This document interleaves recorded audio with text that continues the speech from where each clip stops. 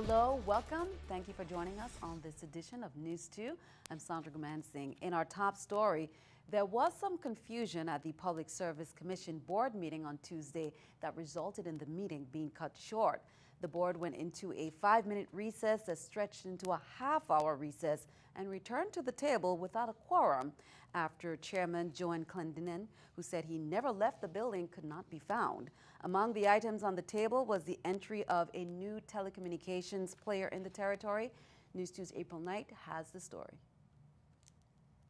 No action was taken Tuesday at the Public Services Commission board meeting after the board lost quorum. One of the hot items on their agenda was a reconsideration of an application by Momentum Telecom Inc. to operate in the territory. Momentum offers what's essentially an internet telephone call or voice-over internet protocol services. The PSC had voted to allow Momentum into the territory earlier, but other companies like AT&T and the Cellular Telephone Industries Association protested. They said the PSC does not have the authority to regulate wireless services and essentially treat them as a telephone service. The legislature makes a rule or a law that says you can now regulate broadband, internet services, wireless services. Within Section 41, then you would have discretion to apply that law. That law does not exist right now. Clendenin, however, said the PSC has always had regulatory power over this type of service, citing, among other reasons, that they affect public interest and that local law allows the PSC's authority to be construed liberally to accomplish its purposes. The Commission is not exercising jurisdiction over every service, but only that it might do so when it is consistent with state and federal law. The hearing examiner's decision applies only to the applicant. The decision is not a general rule of omnipotent future applicability imposed on anyone operating anywhere in the U.S. Virgin Islands, henceforth, as some parties claim. Reporting for News 2, I'm April Knight. Another item the PSC failed to address because of the shortened meeting was the transfer of control of the ownership of Vitelco, now under the innovative telephone brand, to ATN International. The gross receipts tax amnesty is now in effect until January 3rd, 2017. That's according to the Bureau of Internal Revenue. BIR Director Marvin Pickering urges taxpayers with outstanding gross receipts taxes to take advantage of the amnesty by filing and paying before the deadline. The last gross receipts tax returns that will qualify for the amnesty program is the August 2016 monthly gross receipts tax return and the annual 2015 gross receipts tax return. For more information, you can call 773-1040 on St. Croix and 715-1040 on St. Thomas. Labor Commissioner Catherine Hendry would like to inform all employees of Better Roads Asphalt LLC that the Virgin Islands Rapid Response Team, headed by the Department of Labor Workforce Development Unit, they'll be providing rapid response sessions at the job centers located at Conference Ensgata St. Thomas and Cyan Farm St. Croix, October 21st, Friday at 2:30 p.m. Rapid response is specifically designed to ease the impact of layoffs and to assure that workers are offered the full range of benefits available to them. The employees will complete applications for unemployment benefits and will be introduced to services available. U.S. Customs and Border Protection held its first global entry enrollment event on St. Thomas on October 14th to 15th. The event was held at the Cyril Lee King Airport, St. Thomas CBP Airport Security Office from about 8 a.m. to 4 p.m. 47 USVI residents and visitors came out to take advantage of this convenient opportunity to join Global Entry without having to travel for the enrollment interview.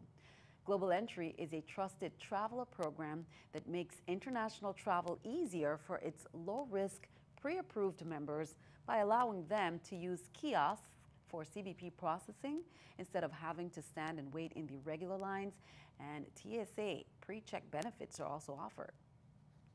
There are 65 new confirmed cases of Zika in the last week in the VI, according to the Department of Health. There are now 1,408 reported cases with 589 total confirmed.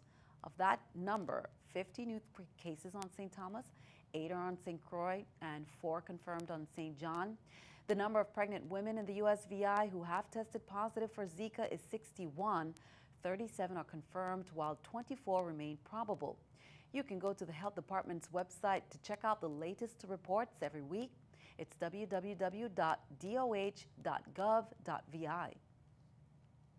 Hurricane Matthew's aftermath continues to ravage the nation of Haiti, with death tolls reported at around 1,000. Virgin Islanders are now banding together to send some relief supplies to the thousands left without homes, clothing, and food.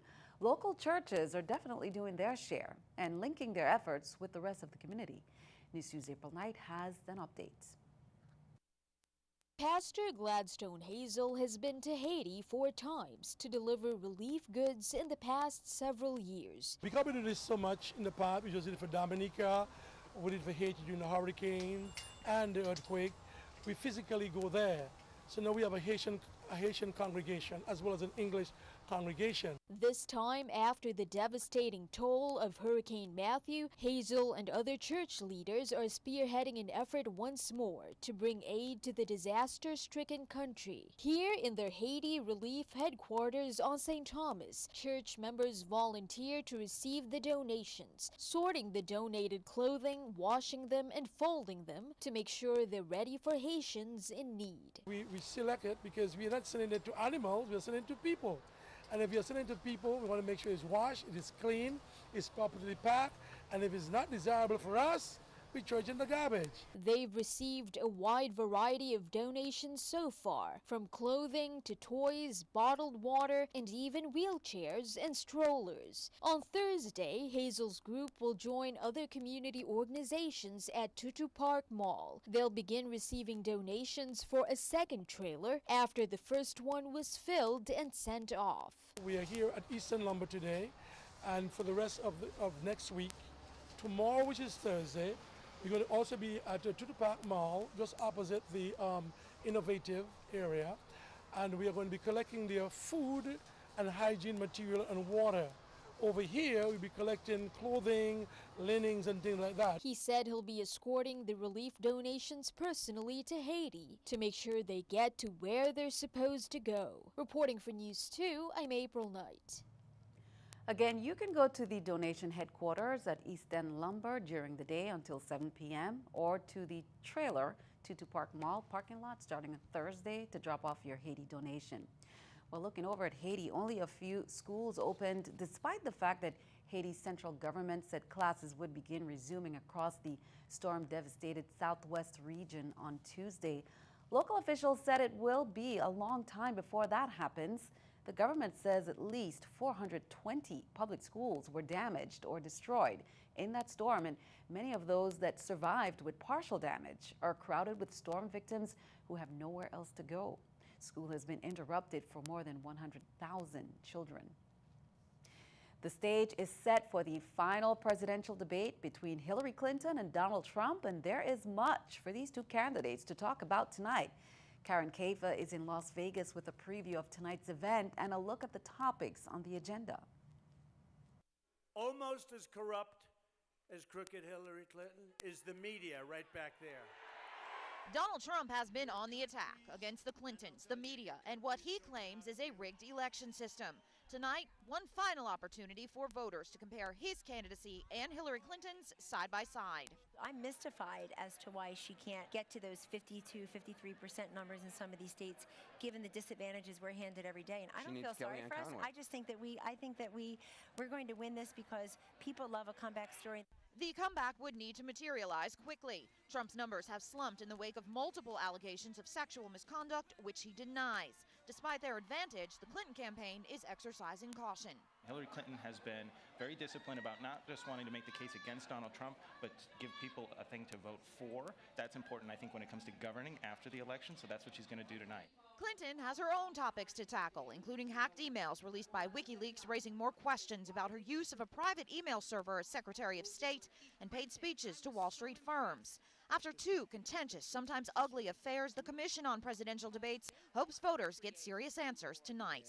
The next president, whoever he or she is, has a heavy load to carry to to get back to having comedy and the two parties working together for the best interest of the American people.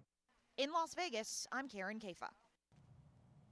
Keeping our eye on the economy, let's take a look at the stock market watch at the New York Stock Exchange. According to the numbers there, as we can see, everything's up. The Dow 40, NASDAQ 2, S&P 500 up at 4. Coming up on News 2, National School Bus Safety Week tips and a reminder of school dismissals parents should be aware of. That's coming up next.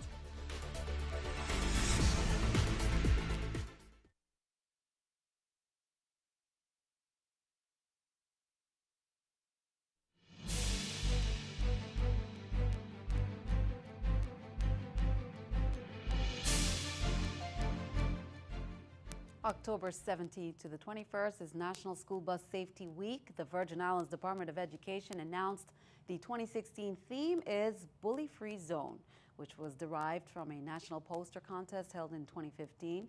According to the American School Bus Council, school buses are designed to be safer than passenger vehicles in avoiding crashes and preventing injury. Here's more on the recognition. To the American School Bus Council, school buses are designed to be safer than passenger vehicles in avoiding crashes and preventing injury.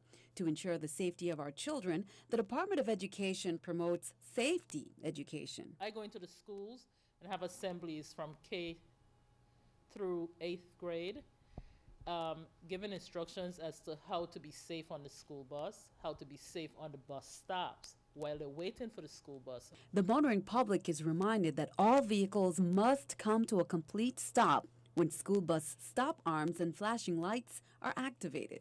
You know, we have a lot of times that people just keep driving, and that's a hazard for our children. They say on occasion, motorists ignore these safety mechanisms put in place on school buses, creating dangerous situations for our children. The red lights first comes on. The amber light warning motorists that they should get ready to stop. And then the red light comes on so that they know we stop and we're letting children off or on. And at that time, no vehicle should be moving. All motorists should be at a stop, and they should stop at least 50 feet from the bus. What other important tips both students and passengers need to keep in mind? First of all, they need to be there at least 5 minutes before the bus gets on the stop. And they should be in an orderly fashion. We also teach our children or students that when they come off the bus that they need to stay out of the danger zone, and the danger zone is 10 feet all around the bus, back, front, and on both sides. We also train those children not to walk under the bus too close up that the driver can't see them. They should make eye contact with the driver when they're crossing, so that there are times when he happened to look in the mirror and he see a car may be coming full speed and not stopping, that he'd be able to alert them. Wherever you see bus stops, you have to look for those children because they're not paying attention to traffic. They're in the play mode most of the time, so we are asking the motorists to be alert. Virgin Islands Department of Education, St. Thomas St. John District, Office of the Insular Superintendent, they're reminding parents of the early dismissal of all public schools on Thursday, October 20th. Please see the release times right there. Dismissals will take place 3 hours before normal release times, and they are necessary to accommodate monthly job-embedded professional development for teachers. Lunch will be served, and buses will be dispatched to schools. Additionally, there is no school for students in the St. Thomas St. John District on Friday, October 21st, as the AFT Teach Professional Development Conference for educators will be held that day. School will resume at normal times on Monday, October 24th. Again, that's for St. Thomas St. John District. Meanwhile, let's take a look at the dismissal date set for St. Croix students. Monday, October 24th. All St. Croix public schools will be closed for educators to participate in the AFT Teach Professional Development Conference. Tuesday, October 25th, all St. Croix elementary schools will dismiss at 1 p.m. Lunch will be served, buses will be dispatched. Secondary schools, junior and high schools will not dismiss early. Thursday, October 27th, all St. Croix secondary schools, junior and high schools will dismiss at 1 p.m. St. Croix Public Schools will operate at normal times on Wednesday, October 26th rather, and Friday, October 28th.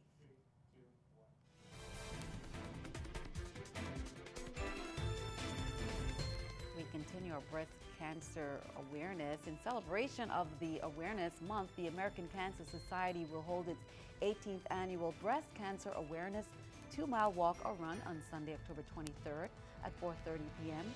The walk-run starts and finishes at the West Indian Company Dock, Waiko, in Havenside behind Wendy's restaurant. A similar event will be held on St. Croix on Sunday at 5 p.m. Here are some details. Walking from Bazin Triangle, right by the police station, to Parry Ground. With this walk, we're going to be having Standing a 10 Sleepless Night, and everyone need to be there to, exercise and be a part of the American Cancer Society event. This is a fundraiser to help uninsured women to get the mammograms done. And we'll have more on the event on tomorrow's newscast. Well, many hit the red carpet decked out in their finest for the VI's historic red carpet premiere of the featured documentary Be Here Now, the Andy Whitfield story, the star of Spartacus. Whitfield's family was on hand for the historic opening night of the forum's 2016-17 season at Antilles School Pride Gillette Hall. There was a Q&A segment after the film as Whitfield's widow shared some personal and inspirational words. Well, early in the day, there was a Pink Out, health fair, and Zumbathon to raise awareness for cancer in coordination with CSVI. The mission of Cancer Support VI is to provide support, education, information, and assistance to people living with cancer. Well, on Friday, there will be a soca size, and the name explains it. It's soca and aerobics combined. The effort is in recognition of Breast Cancer Awareness and National Mammography Day. You should consider a $25 donation for a mammography fund with 2 instructors and music. Again, that's Friday from 5:30 to 6:30 p.m. at the Juana Fluie parking lot on St. Croix. Well, just a quick note, due to unforeseen circumstances, the Virgin Islands Transfer Centennial Commission Public Forum scheduled to take place Thursday, October 20th on St. Croix at the Fritz Louette's conference room. That has been rescheduled and moved to a different location. The public forum will now take place at the University of the Virgin Islands Albert Sheen Campus Great Hall, located in Golden Grove, Wednesday, October 26th from 6 p.m. to 8 p.m. The public forum is a great opportunity for members of the community to engage in dialogue with the Commission as they discuss plans made for the centennial commemoration. Assessing information needs for climate change adaptation to ensure optimal public health in the U.S. Virgin Islands. That is the theme. The UVI 2016 CIRC Institute will take place at the UVI Administration and Conference Center, first floor conference room on the St. Thomas campus, and the Great Hall at the Aberdeen campus on St. Croix on October 27th from 8:30 a.m. to 3:30 p.m. The participants of the CIRC 2016 Institute will include decision makers, government health officials, health providers, scientists, educators, and members of the public health support community. On Saturday, October 22nd, 9 a.m., Virgin Islands Conservation Society, the Smith Bay Community Action Foundation, Coral World Ocean Park, Koki Dive Center, Blue Flag USVI, UVI, and community volunteers will join the Ocean Conservancy for Coast Week's cleanup events to clean the Smith Bay Ballpark. Volunteers will meet at the ballpark 9 a.m. The first 30 participants will receive a free day pass to Coral World. The Virgin Islands Conservation Society has been spearheading the Smith Bay Water Bay Non-Point Source Pollution Education Outreach Project. It's partially funded through the Federal Clean Water Act Section 319 grant. Be sure to stick around. Your News to AccuWeather forecast is coming up next.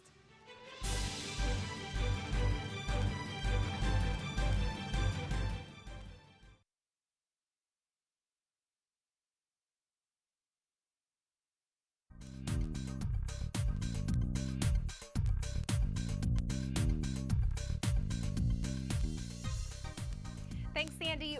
Well, we have been seeing an increase in showers over Puerto Rico and the Virgin Islands, and that is all because of this area of disturbed weather right here, that low pressure system really funneling a moisture channel up over the islands, but thankfully the majority of it has passed. We'll still get some spotty showers through tonight and into tomorrow. So for this evening, our overnight lows sitting around 81 degrees. We'll have some clouds, also some passing showers. Take a look at this inflow band of moisture from that area of low pressure. Everything that you're seeing in blue and green, that's the moisture that we are getting, and it's definitely funneled right over the Central Caribbean islands. So as we head into tomorrow, going to continue to be humid with all of that moisture in the air. There will be some passing showers as well as maybe even some thunderstorms. St. John, 89 degrees. This is going to extend into St. Thomas as well, and down into St. Croix. Temperatures drop just a touch, and there will continue to be showers there as well. Now for your marine forecast, as that area of disturbed pressure really stirs up the Atlantic side of things, we're seeing a small craft advisory in effect until 8 p.m. this evening. Now these waves, 5 to 7 feet, they could potentially even grow up to 9 feet in your swells. Winds out of the south, 10 to 15 knots. Now on the Caribbean side, definitely calmer, still have small craft advisory in effect. We have some waves, 3 to 5 feet, and winds out of the southeast, 10 to 15 knots. So your current satellite showing a lot of cloud cover, but this area of low pressure will start to shift northward and then off to the northwest, and that's going to bring the islands out of that inflow channel. So take a look at your extended outlook. Thursday is still going to remain humid with some sun.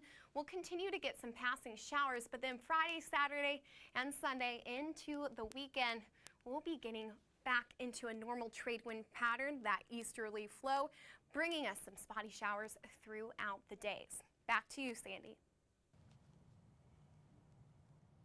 Thank you for that. Let's take a look at the News 2 weather picture there by Lamar Seeley of Ricardo Richards Elementary School. Beautiful picture there. Nice detail, Lamar. Awesome shot. Smooth sailing, we can call that. And you can see you included some nice overall weather, typical VI weather, we like to call it. Send us your News 2 weather picture to be featured right here on News 2 to the address on the screen. News 2 Innovative Business Center, 4611 Tutu Park, Suite 300. St. Thomas, Virgin Islands, 00802. And that is all for this edition. We'd like to thank you for joining us for all the latest. I'm Sandra Kumansingh. We'll see you next time.